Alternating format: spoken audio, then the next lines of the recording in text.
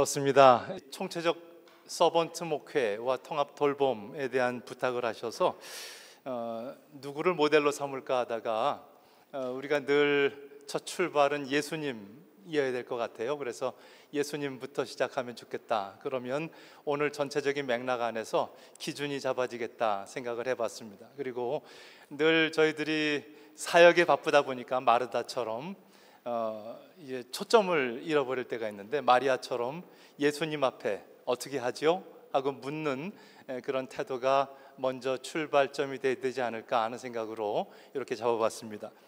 그림이 요즘에 AI가 많이 도와줘요. 그래서 이 이후에 나오는 그림들이 거의 GPT하고 그렸던 그림들이고, 그것을 또 PPT로 가져오면 알아서 디자인까지 다 해주니까 상당히 편리한 그런 시대가 되었습니다. 오늘 여러분들하고 나눌 제목은 예수님의 총체적 서번트 목회와 우리가 다룰 통합 돌봄이라는 주제를 연결해 보는 것이고, 12개의 체크리스트 삼아서 여러분들에게 예수님의 사역이 이렇습니다 하는 그런 표현들을 제가 잡아봤습니다. 거기에 대해서 예수님은 이렇게 하셨는데요 하고 제가 설명을 드릴 거고, 그 뒤에는 그 주제에 합당한 코칭 질문을 5가지씩 넣어봤습니다. 그래서 오늘 강의 때 충분하게 소화하진 못하더라도 여러분들이 이것을 자료집으로 삼으시면 좋지 않을까 하는 생각을 해봅니다. 자, GPT가 그린 그림인데요, 예수님이 이 시대에 한국 사람으로 그려져. 그래서 한국 사람들 특별히 섬기는 그런 이미지로 그려달라고 했더니 이런 그림을 그렸어요. 그래서 좋죠? 예수님께서 지금 이 시대에 21세기에 이 대한민국에 오셔서 어디로 먼저 가실까, 그 동선을 생각한다면 예수님은 이렇게 도움이 필요한 곳으로 가실 거다 하는 생각을 가지고 오늘 이야기를 시작해 보면 좋겠습니다. 우리 모임의 첫 번째 이슈는요, 복지국가에서부터 돌봄국가로 바뀌는 그런 주제에 대해서 이야기를 나누고 있습니다. 복지국가, 웰페어 스테이트라는 말은 정부가 이제 시스템을 갖추고 예산을 할당하고 나라의 복지가 필요한 부분들을 관리하는 그러한 모습이었어요. 근데 이러한 모습이 처음에는 먹혔는가 했는데 점점 고령화되기 시작하면서 도움이 필요한 사람들이 늘어나고 있고, 작년 3월이죠. 1인 가구가 1000만을 돌파했습니다. 그래서 이 땅의 48% 정도가 1인 가구가 되었습니다. 그러니까 혼자 사는 분들이 1000만 명이 계시다는 이야기가 되겠죠. 이분들이 서로 도움을 주고받아야 될 텐데 사각지대에 놓이게 되었다 하는 것이고, 또 복지 재정도 이제는 불가하다, 정부가 이 전체를 책임질 수 없는 그런 시대가 되었다는 얘기가 되겠죠. 그리고 사람들은 이제 선진국 안으로 들어가기 시작하면서 전에는 그냥 굶어도 이 굶은 것이 당연한가 보다, 어려워도 병들어도 이게 당연한가 보다 했던 것이 주위 사람들과의 관계 속에서 이것도 도움을 받아야 되는데 저것도 도움을 받아야 되는데 총체적으로 전인적인 돌봄이 필요한 요구들을 하기 시작했다는 거죠. 그래서 이런 과정 속에서 복지국가의 모델은 한계가 있다. 그러면 이제 돌봄국가로 바뀌어야 될 텐데, 이 말은 정부뿐만 아니라 지역사회, 지자체 모든 단위체들이 함께 서로 돌봐주고 서로 이끌어주는 그러한 시스템으로 바뀌는 수밖에 없겠다 하는 그러한 모습이 될 것이고, 이 부분에 대해서 교회는 어떻게 할 것인가 하는 질문을 하게 되는 거죠. 그래서 이 돌봄 개념의 새로운 조명에 대해서 몇 가지 써봤습니다. 돌봄은 관계 속에서 이루어지는 상호적인 인간관계다. 한쪽에서 일방적으로 도와주는 것이 아니라 서로 나누고 서로 돌봐주는 그런 관계가 좋겠다는 것이죠. 그리고 돌봄은 생애 전 주기적으로 요구되는 핵심적 필요다. 그래서 나이 들어서만 돌봄이 필요한 것이 아니라, 특별히 어떤 핸디캡을 가진 분들만이 도움이 필요한 것이 아니라 우리가 태어나면서부터 자라면서 모든 과정 속에서 상호 돌봄이 필요하겠다. 그리고 돌봄은 사회 전체가 함께 감당하며 이끌어 나가야 될 그런 모습으로 보여지기 시작했습니다. 그래서 이런 부분에 있어서 돌봄 통합 통합이라는 개념이 나왔죠. 이것도 조금 이따가 정리를 하겠습니다. 통합돌봄과 돌봄 통합이 어떻게 구별되면 좋을지에 대해서, 그리고 지역사회 기반 돌봄이 전격적으로 추진되고 있는 현 상황이다, 이렇게 이해하시면 좋겠습니다. 교회가 어떻게 될 것인가 하는 부분에 대해서 우리가 당연히 생각하게 되겠죠. 이 교회는 이웃의 고통에 응답해야 되고, 또한 함께 서로 섬기는 그런 모습을 가져야 될 텐데, 우리 서번트 목회라는 말이 너무 좋은 것 같아요. 이 시대를 위해서 주님께서 10년 전에 준비하신 것이 아닐까 하는 생각을 갖게 되는데, 지금 더 빛을 발하는 그러한 주제가 되었습니다. 그리고 그 서번트 목회 리더십의 가장 핵심, 첫 출발점은 예수님이실 것이다 하는 부분에 대해서 오늘 초점을 맞추면 좋겠습니다. 아까 제가 얘기했습니다. 통합 돌봄과 돌봄 통합은 어떻게 다를까 하는 것이죠. 그래서 통합 돌봄이라는 말은 돌봄이 핵심이잖아요. 그 앞에 통합이라는 형용사가 붙는 겁니다. 또 그래서 이 통합 돌봄과 돌봄 통합이라고 말한다면, 통합이라는 것이 핵심이고, 그것을 위해서 이제 돌봄이라는 부분이 앞에 붙죠. 이것을 좀 구별하면 좋을 텐데, 통합 돌봄이라는 것은 인티그럴 미션, 보통 이렇게 총체적 선교 얘기할 때 홀리스틱 미션, 인티그럴 미션 이렇게 말하듯이 인티그럴 케어 또는 인티그레이티드 케어 이렇게 이해하시면 좋을 것 같아요. 그래서 케어는 케어인데 부분적인 케어가 아니라 통합적인 케어가 되면 좋겠다 하는 그런 개념으로 이해하시면 좋겠고요. 그 외에 그 다음으로 이제 통합이 중심이 된다면, 돌봄 통합하면 통합하겠다는 게 주요 관심사잖아요. 그래서 뿔뿔이 흩어졌던 그런 시스템들, 또 단위체들이 어떻게 하면 서로 통합될까 하는 부분이 더 강조되는, 이 부분은 좀 행정, 어떤 정책적인 그런 부분이 더 강하고요. 앞에 부분은 신학적인, 선교적인 관점이 더 강하다, 이렇게 보시면 좋겠는데, 이 둘이 적합하게 활용되면 좋겠습니다. 그래서 여러분들이 아마 세상에 나가서 다른 단체들과 얘기할 때는 돌봄 통합이라는 단어를 많이 쓸 것 같고요. 저희들이 어떤 선교 미션과 연관해서 볼 때는 통합 돌봄 이렇게 이해하시는 것도 좋겠다. 제가 자세하게 제 글에 썼으니까 한번 보시기 바랍니다. 자, 그러면 이제 12가지 체크리스트를 한번 생각해 보도록 하죠. 제가 이 글은 작은 교회 목사님들에게 예수님처럼 목회하라 하는 그런 글을 쓰면서 이 12가지 포인트를 썼던 것, 그 몸말은 그대로 놨고요.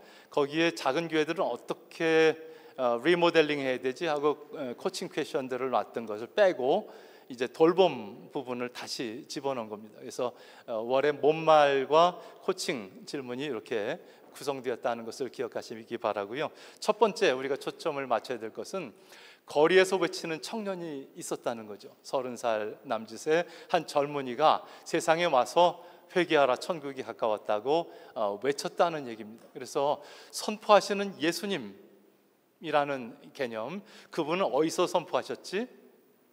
예배당이 아니라 거리에서. 이건 저는 이제 웨슬리 모델도 여기에 적합하다고 보는데, 성공의 목사님으로 이 성공의 예배당 안에서 설교하시던 그분이 드디어 브리스톨에서 첫 야외 설교를 시작하셨다는 거예요. 그러면서 예수님의 동선으로 들어갔던 그 모습을 기억하는 것 굉장히 중요하다고 봅니다. 어디에서요? 거리에서. 그리고 선포하시는 예수님. 이 두 가지 초점인데, 특별히 선포라는 부분에 제가 초점을 좀 두기를 원합니다. 메시지가 있느냐 하는 거예요. 우리의 메시지가 예수님의 메시지와 합쳐 있을까 하는 그러한 질문을 하는 거죠. 내가 이 시대에 교인들을 많이 모으기 위해서 그들이 좋아하는 그런 말을 하는 것을 설교로 보는 것이냐, 아니면 주님이 원하시는 메시지를 가지고 선포하시는 거냐 하는 것인데, 우리가 메시지를 선포할 때는 그 전체에 어떤 청사진이 있는 거 아닙니까? 어떻게 되겠다는 거냐? 도대체 이 메시지를 통해서 세상이 어떻게 바뀌기를 하나님의 이름으로 선포하고 있는 거냐 하는 그런 질문이죠. 그랬을 때 주님께서는 회개하라, 그리고 천국 하나님의 통치가 이 땅에 왔다 하는 거죠. 이 하나님의 통치를 선포하는 메시지냐 하는 그런 질문이고, 그 통치가 이루어졌을 때 어떤 일이 가능할까 하는 것이죠. 내게 기름을 부으시고 나를 보내사 어떤 일이 벌어집니까? 포로된 자가 자유를, 눈먼 자가 다시 보게 됨을, 눌린 자가 자유롭게 되고 주의 은혜의 해가 선포되는 이 메시지가 과연 있느냐 하는 거죠. 이 그림이 목사님의 선포자의 말씀 속에 있느냐 하는 것이 우리의 초점으로 자리 잡으면 좋겠습니다. 그러면 이 시대에 정말 돌봄을 향해서 우리가 메시지를 선포할 때 과연 어떤 코칭 질문이 가능할까 하는 그런 이야기를 했어요. 그래서 우리의 선포가 지역사회 구체적인 고통과 연결되어 있느냐, 아니면 허공을 치는 부자들이 듣기 좋아하는 그런 메시지냐. 두 번째, 우리 교회는 하나님의 나라의 메시지를 돌봄의 언어로 translate, 번역하고 지금 전달하고 있는 거냐, 제대로 이해하고 선포하고 있는 거냐. 세 번째, 우리의 메시지는 지역사회 통합 돌봄의 네트워크 안에서 어떤 실천으로 이어지고 있느냐. 목사님의 설교를 듣고 성도들이 어떻게 구체적으로 이 삶 속에서 그 메시지를 살아내고 있느냐. 그리고 이것이 제자도와 연결되고 또 함께 지역을 만들어가는 일과 연결되고 있느냐 하는 그런 얘기죠. 그래서 선포되는 것이 허공으로 흩어지는 것이 아니라 제자들의 삶 속에, 그리고 교회의 사역 속에, 마을의 사역 속에 이루어지고 있는지 메시지에 대해서 질문을 해봤습니다. 두 번째는 교회 안이 아니라 교회 밖에서, 첫 번째와 연결되는 것인데 늘 12가지는 상호 영향을 대고 주고받고 연결되어 있다는 거 기억하시면 좋겠고요. 교회 안이 아니라 교회 밖에서. 자, 세상 한가운데서의 사역이 준비되어 있는가 하는 그런 질문을 해보는 겁니다. 주님께서 이 땅에 오실 때 왕이 이 땅에 오시는 거 아니에요. 하나님이 이 땅에 오시는데 어떤 아들로 오실지는 선택할 수 있었어요. 로마의 황제의 아들로 태어날 수도 있었겠죠. 아니면 헤롯 왕의 아들로도 태어날 수 있었어요. 그가 선택을 하는데 굳이 그는 선택을 하기를 목수의 아들로 태어났다는 거예요. 그의 선택점이 어디 있었을까? 목수의 아들로 오신 주님, 그의 초점이 어디 있었을까 하는 것이죠. 그리고 구체적인 삶의 현장에서 그의 사역이 만들어졌다는 거죠. 어부 옆에서, 세리 옆에서, 죄인들 옆에서, 가난한 자들 옆에서 어떤 그의 사역이 시작되었다. 그러면 그 이유가 뭡니까 하는 질문을 해보는 거죠. 그랬을 때 건강한 자에게는 의원이 필요 없고 병든 자에게 필요하다. 주님께서는 아픈 자, 병든 자, 도움이 필요한 자, 신음한 자들 옆으로 내려가시기를 선택하셨다. 그리고 의인을 부르러 온 것이 아니라 죄인을 부르러 왔다는 거죠. 그런데 이 모습이 당시의 바리새인들이 보기에는 굉장히 불경건한 모습으로 보였다는 거예요. 그죠? 그래서 당시의 종교인들이 보기에는 저거는 아닌데 하는 모습으로 예수님의 사역이 자리 잡았다는 거예요. 그래서 인자가 와서 먹고 마심에 말하기를 보라, 먹기를 탐하고 포도주를 즐기는 사람이요 세리와 죄인의 친구로다 하니.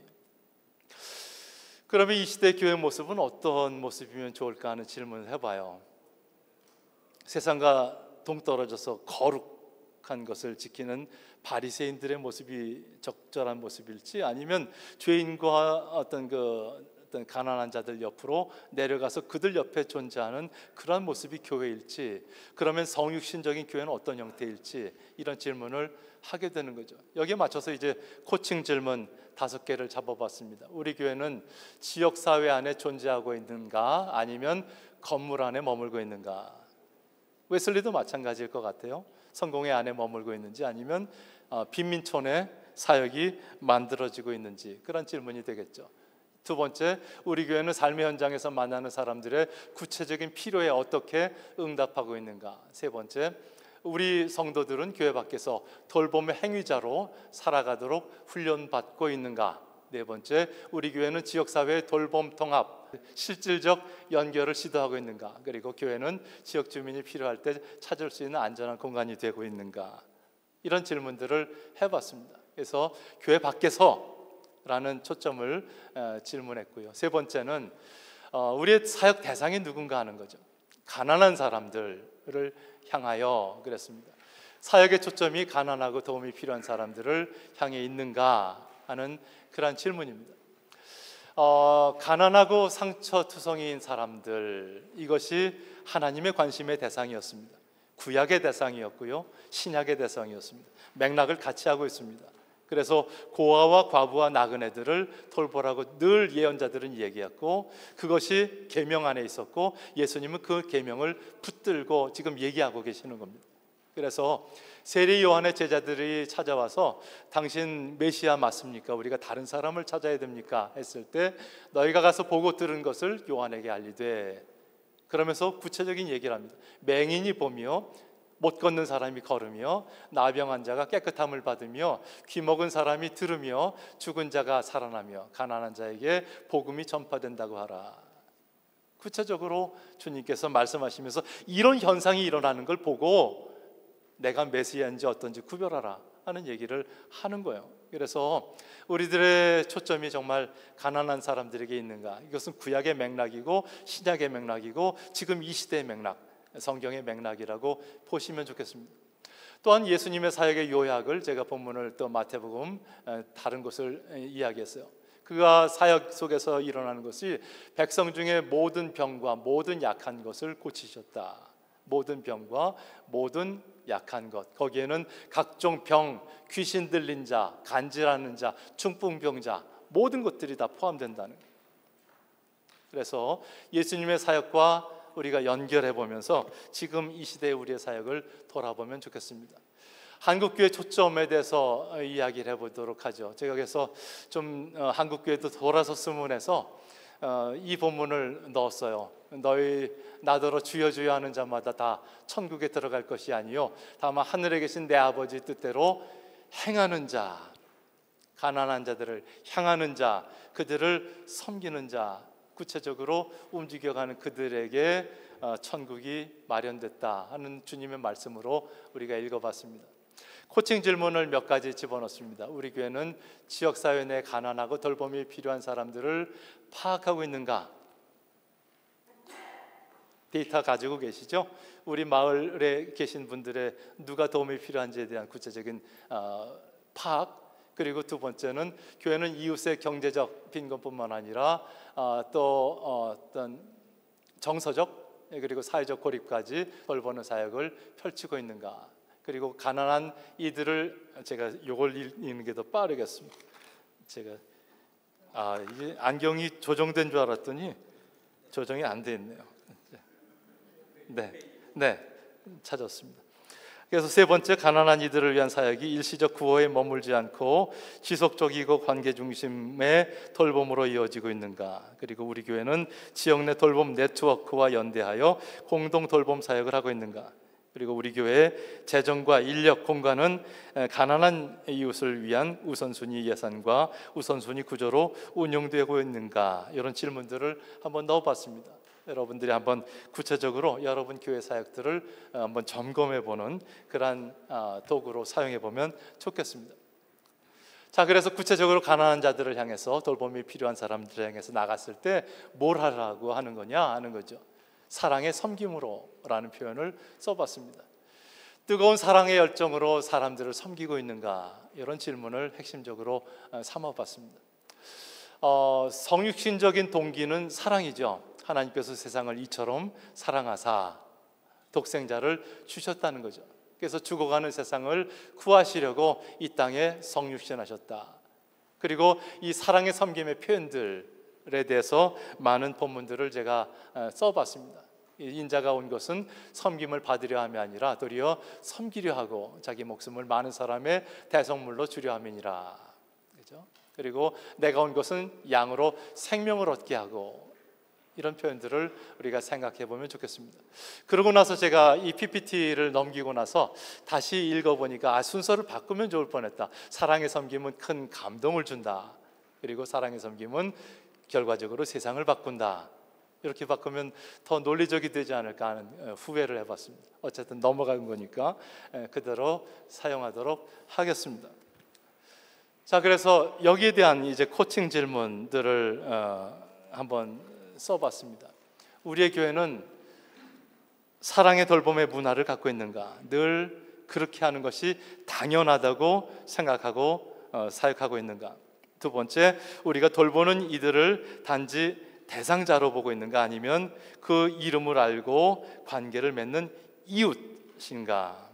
세 번째, 우리의 섬김은 필요할 때만 나타났다 사라지는 돌봄인가, 아니면 상시적인 관계 안에 돌봄인가. 네 번째, 섬김과 돌봄에 참여하는 자들은 정서적 소진 없이 기쁨과 의미를 누리고 있는가. 다섯 번째, 우리의 섬김이 단지 도움을 주는 것에 그치지 않고 그들이 스스로 돌보는 존재로 회복되도록 돕고 있는가. 이런 질문들이 어떨까 하고 제가 집어넣어 봤습니다.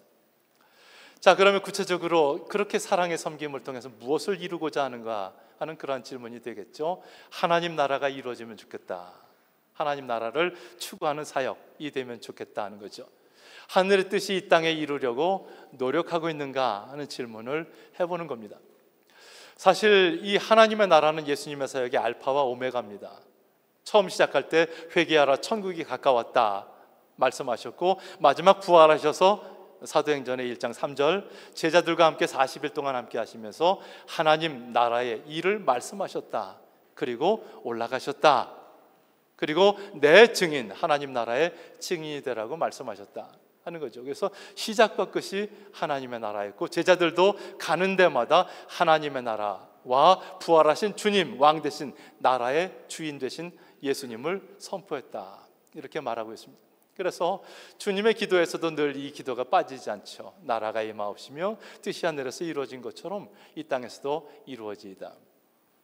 그 장의 맨 마지막에 그러므로 너희는 먼저 그의 나라와 그의 의를 구하라. 그래서 그의 나라, 하나님의 통치, 다스리심이라는 명제는 신약 성경의 핵심입니다. 그렇기 때문에 이 부분에 대해서 코칭 질문을 이렇게 만들어 봤습니다. 우리 교회는 하나님 나라의 가치를 돌봄의 방식으로 삶 속에 구현하고 있는가?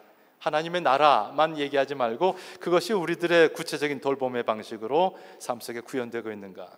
두 번째, 우리의 하나님 나라 사역은 약자 중심, 상호 의존적 관계, 전인적 치유의 질서를 담고 있는가? 세 번째, 교회는 마을에서 하나님의 나라의 실현된 모델로 신뢰받고 있는가? 네 번째, 우리의 돌봄은 이 세상 질서를 하나님의 뜻에 맞게 변혁하는 대안 질서인가? 그리고 다섯 번째, 하나님 나라 운동이 특정 사역자에게 국한된 것이 아니라 온 성도가 함께 살아내는 실천으로 확장되고 있는가? 이렇게 한번 질문해 봤습니다. 자, 이렇게 하나님의 나라를 추구하고 움직여가는 이 자체가 총체적 선교죠. 그래서 총체적 선교는 이것저것 다 넣어서 총체적 선교가 아니라 하나님의 나라를 구체적으로 이 땅에 구현해 내고자 하는 그런 의도로 움직여가는 선교를 총체적 선교라고 이야기한다. 그래서 이 총체적인 치유와 회복, 이 땅에 많은 어그러져 있는 모든 것들이 치유되고 다시 하나님의 형상이 회복되고, 그래서 결과적으로 요한계시록의 새하늘과 새 땅에 이르기까지 온전히 회복을 지향하고 있는가? 이런 질문이 되겠죠. 여기서 저는 늘 생각합니다. 창조의 원형이라는 것이 있었을 것이고, 하나님의 태초에 천지를 창조하셨을 때 보시기에 심히 좋았더라. 인간과 모든 피조물들이 하나님 품 안에서 하나 되는 그 모습이 아름다웠을 것이다. 그죠? 그래서 이런 새하늘과 이제 창조의 질서가 어그러졌지만 주님께서는 그것을 회복하기 원하신다. 그것은 구약과 신약에 연결되는 일맥상통한 개념인데, 이사야서에서도 보라 내가 새하늘과 새 땅을 창조한다. 그리고 그 안에 사자와 어린 양이 함께 뛰놀고 독사굴에 손을 넣어도 물지 않는 그런 세상이 될 거다, 회복될 거다 하는 그 예언을 했고, 주님께서도 그 예언을 붙들고 하나님의 나라를 얘기하셨고, 그리고 제자들도 늘 그것을 기억하면서 움직였다. 그래서 에베소서 사도 바울의 표현 속에서 하늘에 있는 것이나 땅에 있는 것이 다 그리스도 안에서 통일되게 하려 하심이라, 하나 되게 하는 그런 모습들, 또한 내리셨던 그가 곧 모든 하늘 위에 오르신 자니 이는 만물을 충만하게 하나님의 영으로 충만하게 회복하실 것이다 하는 그러한 이야기가 되겠죠. 그래서 이런 총체적 치유와 회복, 저는 그래서 총체적 선교 얘기할 때 마지막 목표는 늘 총체적 치유와 회복이라는 표현을 쓰는데, 그것은 새 창조와 연결된다. 그래서 새 하늘과 새 땅까지 연결되는, 보라 내가 만물을 새롭게 하노라, 여기까지 이어진다는 거죠. 그래서 사람이 이룰 것은 아니지만, 그러나 우리 교회가 이 땅에서 언젠가 주님께서 도와주시면 끝내 우리가 다다를 그곳, 모든 것이 새롭게 되는 그때까지 우리가 움직여 가야 될 것이다 하는 생각을 가져봤습니다. 거기에 대해서 코칭 질문을 5가지 넣어봤습니다. 우리 교회 선교는 영혼 구원에만 머물지 않고 이웃의 삶 전체를 돌보는 사역으로 확장되고 있는가? 또한 우리의 선교는 정서적, 신체적, 관계적, 경제적, 환경적 고통을 함께 다루는 통합적인 접근을 하고 있는가? 또한 우리 교회는 지역사회의 실제 돌봄 요구를 파악하고 그에 맞는 응답 구조를 갖추고 있는가?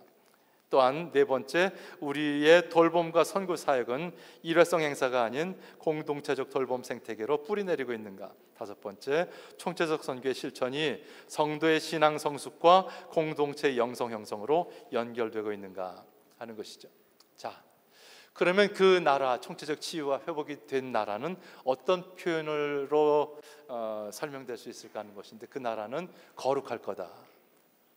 웨슬리의 성화, 그리스도의 완전까지를 생각하면 거룩을 향하여 주님께서는 가늠하다 잡힌 여인이 잡혀왔을 때 그 자체를 정죄하지는 않는데, 다시는 그렇게 하지 마라, 끊어야 될 때가 올 것이고, 그리고 하나님 품 안에 들어가서 거룩해져야 될 때가 온다는 거죠. 그래서 개인적 성화뿐만 아니라 사회적 성화를 지향하고 있는가 하는 질문을 해봤습니다. 온전함이라는 것, 하나님 품 안에서 너희도 온전하라, 주님께서 말씀하셨던 그 온전함이라는 것은 거룩함일 것이다 하는 것을 생각해 보는 것이죠. 그래서 이런 표현이 마태복음에 있죠. 예수님께서 말씀하셨습니다. 내가 너에게 이르노니 너의 의가 서기관과 바리새인보다 더 낫지 못하면 결단코 천국에 들어가지 못하리라.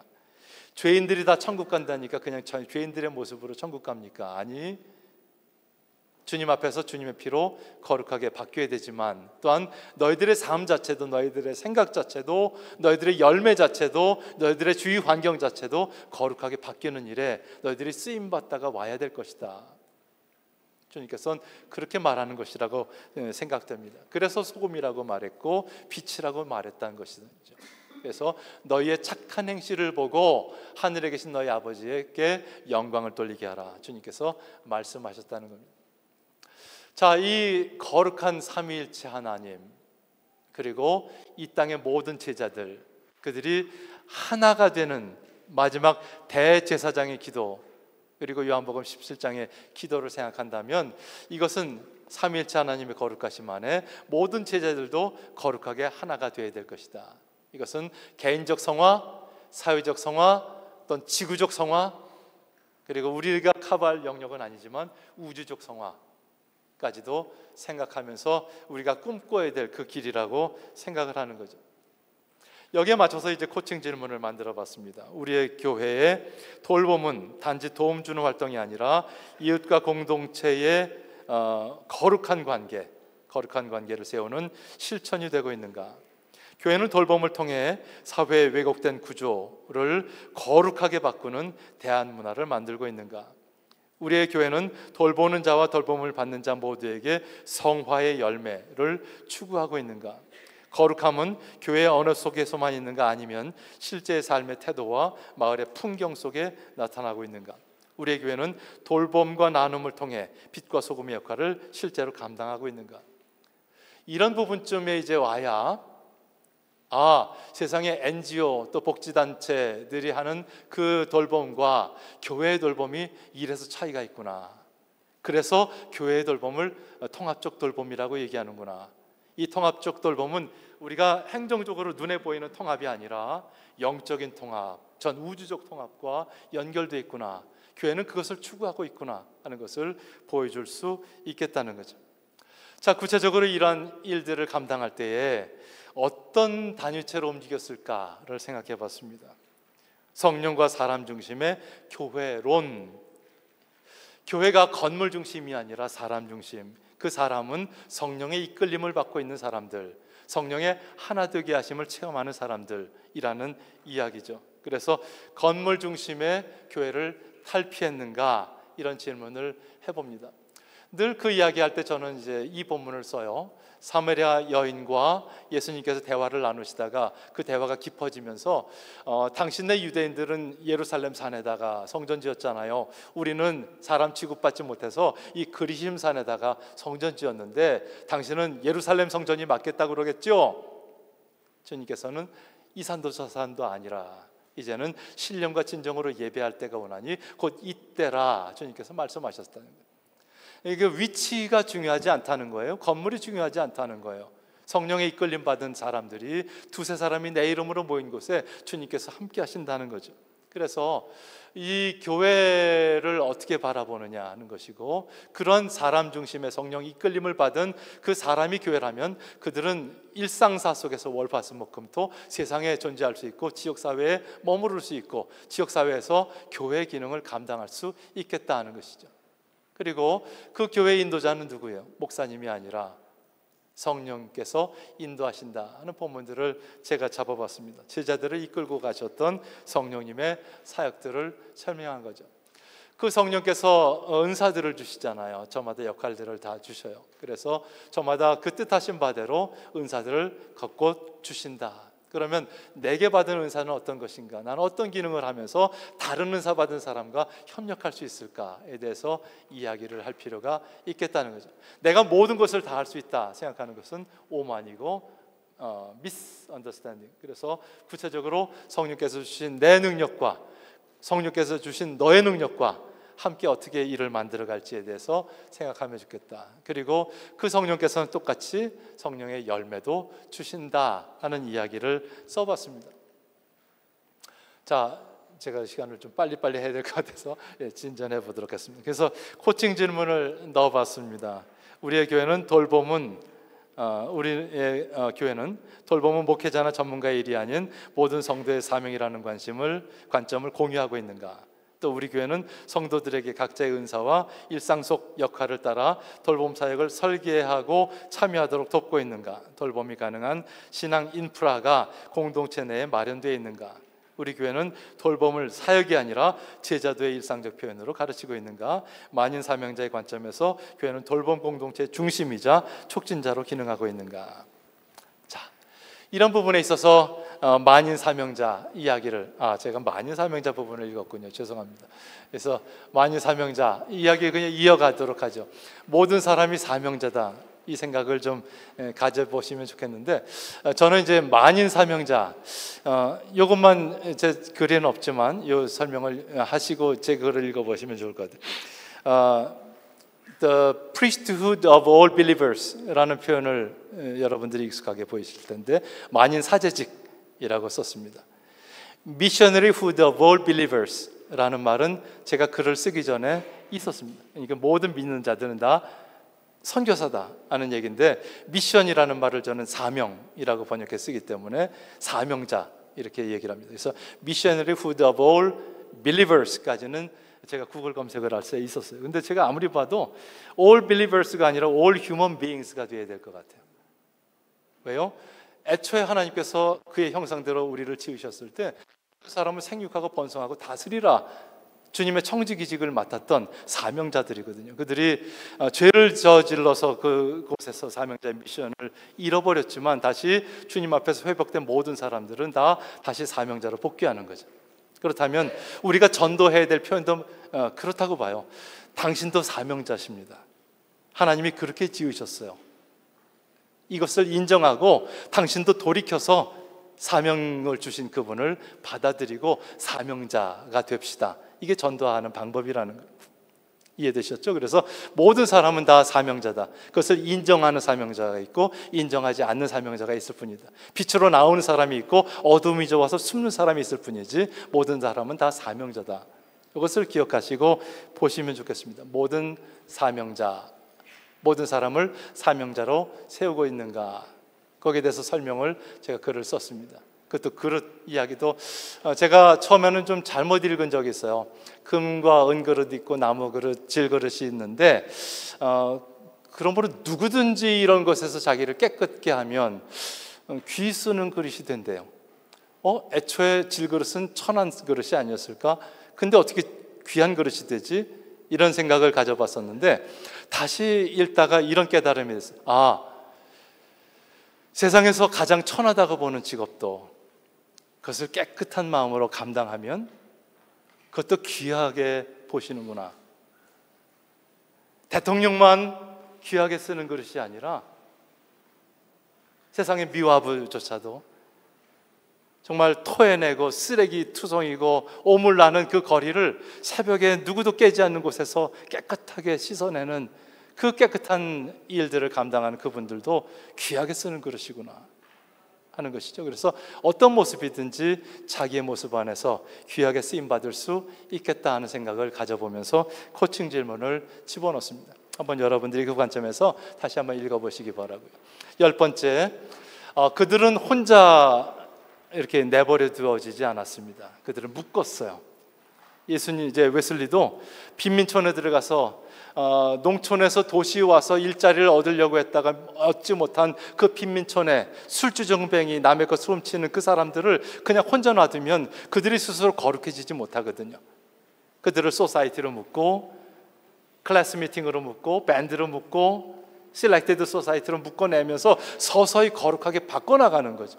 그래서 이런 강력한 소그룹 공동체가 필요하겠구나. 그래야 그들이 사역을 서로 짐을 지어주면서 같이 할 수 있겠구나 하는 생각을 가져보는 거죠.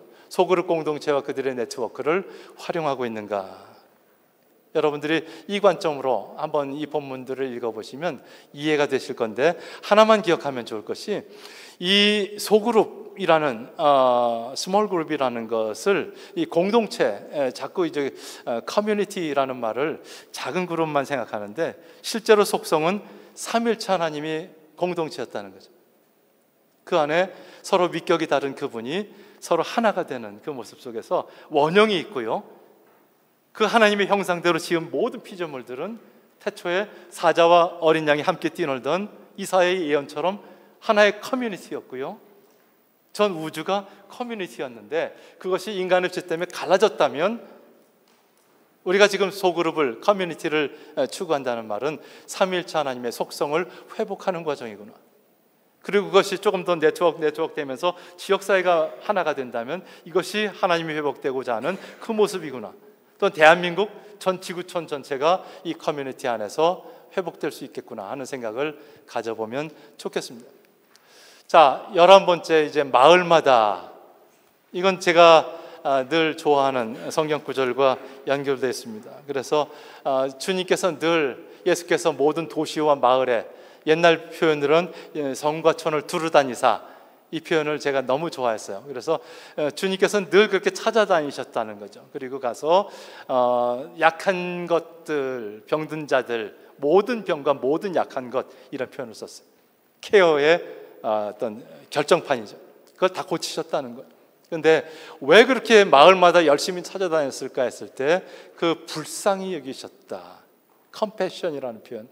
그래서 사랑 때문에 그냥 그들이 신음하고 있는데 안 찾아갈 수 없었다는 거죠. 그렇다면 지금 우리도 같은 마음을 품고 있다면 찾아갈 수 있을 것이다, 마을로 내려갈 수 있을 것이다 하는 생각을 가져봅니다. 그래서 그 관점으로 성경을 읽어보시고 제 글을 읽어보시면 좋겠고 코칭 질문을 보시면 좋겠습니다. 마지막으로 땅끝으로 제자들을 보내셨던 주님의 모습, 그것은 마을에서 끝나는 것이 아니라 마을과 마을이 연결되고 또 연결되고 또 연결돼서 대한민국 전체가 되고 지구촌 전체가 되고 그때까지 지구촌 전체를 회복하는 비전과 전략이 있는가, 이런 질문을 해보는 거죠. 그래서 여러분들이 제가 본문 읽어보시면 아시겠으니까 그냥 넘겨가도록 하겠습니다. 나가는 말 제가 읽고 마치도록 하겠습니다. 예수님의 목회는 단지 말씀을 전하는 사역이 아니었다. 그것은 사람의 마음을 만지고 몸을 치유하며 이웃과 함께 울고 웃는 살아있는 돌봄의 여정이었다.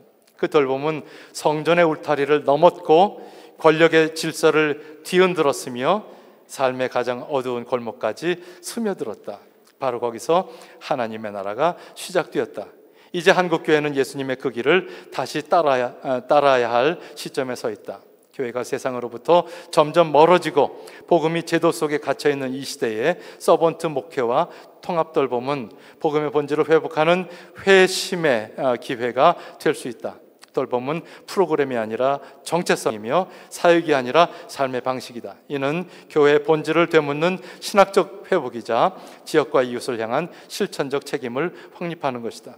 통합돌봄은 단지 복지 정책이 아니라 하늘의 뜻이 땅에서도 이루어지는 하나님 나라 운동의 실천적 구조다. 그리고 통합돌봄의 교회가 세상의 질서 안에서 공공성을 회복하고 약자와 함께 서는 윤리적 존재로 설 수 있는 협력의 자리다. 교회는 이 둘을 분별하면서도 연결하여 이 시대의 아픔을 짊어질 돌봄의 중보자, 회복의 공동체, 치유의 집이 되어야 한다. 예수님은 오늘도 고통받는 이웃들 속으로 들어가신다. 교회는 그 길을 따를 것인가 아니면 안락한 성전 안에 머무를 것인가? 이제는 교회가 예배당 문을 열고 마을로 나가야 할 시간이다. 예수님처럼 목회하는 교회, 곧 예수님처럼 돌보는 교회야말로 이 시대의 진정한 복음이 될 것이다. 이상 마치도록 하겠습니다. 감사합니다.